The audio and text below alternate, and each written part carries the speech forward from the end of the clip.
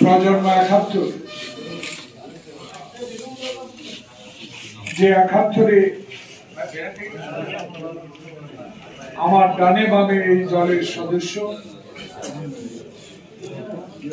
যারা কখনো এই আদর্শবান রাজনীতি করতে পারতেন না,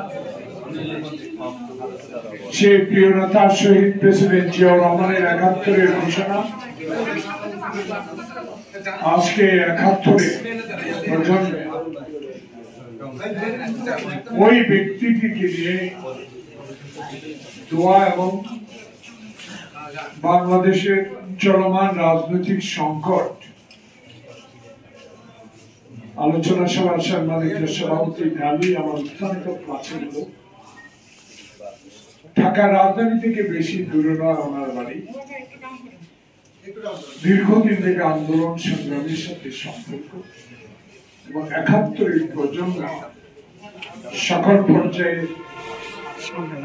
তরুণ সমাজকে একত্রিত করে শহীদ জিয়ার আদর্শকে বাস্তবায়ন করার জন্য নিরলস কাজ করছেন। আজকের প্রধান বক্তা ভালো বলেন, যুক্তি তর্ক উপস্থাপন করেন,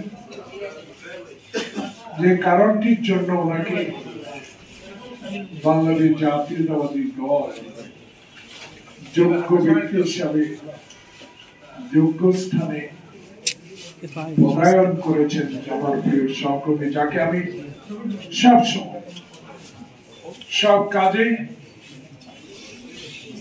সহযোগিতা পেয়েছি, আব্দুল সালাম আজাদ।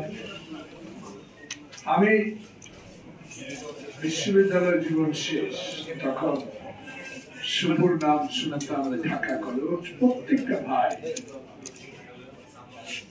একটা আত্মসামাজিক প্রতিষ্ঠিত পরিবার থেকে যাদের জন্মগ্রহণ, বিশ্বাসঘাতকতা বলতে কোনো শব্দ পরিবারে নেই। আমি একটু বেশি বলি এই কারণে আমার খুবই কাছে শুভকে দেখেছি, সেই শুভ আজকে কি সৌভাগ্য আমাদের যে আমরা এই বয়স্ক লোকদের সাথেও শহীদ জিয়ার আদর্শের কর্মী হিসাবে আমাদের পাশে বসে বিশেষ অতিথি হিসাবে বক্তব্য দেওয়ার যে সুযোগ পেয়েছেন, এর চেয়ে বড় পাওয়া এদের আরেকজন আছেন আমাদের অ্যাডভোকেট রফিক শিকদার, সবসময় আমরা কাছে পেয়েছি, ভালো টকশো। আমার সহযোগিতা এই প্রেস ক্লাব মুখী সকল আন্দোলনে তাকে আমরা পেয়েছি। আর এখানে সবচেয়ে বেশি কাজ করে সিরাজ বয়সে খুব ছোট্ট, কারোর সাথে কথা বলে না, সকল আয়োজনটা সে করে, বিশেষ করে কালীকে হল বুকিং, সালামবাগে দাওয়াত, সুযোগে দাওয়াত, আরেকজন আছে তরুণ ছাত্রনা রমেশ। সবাইকে খুব সংক্ষেপে কয়েকটি কথা ধন্যবাদ জানাচ্ছি। বিএনপি পরিবার, দেশটাকে অসুস্থ,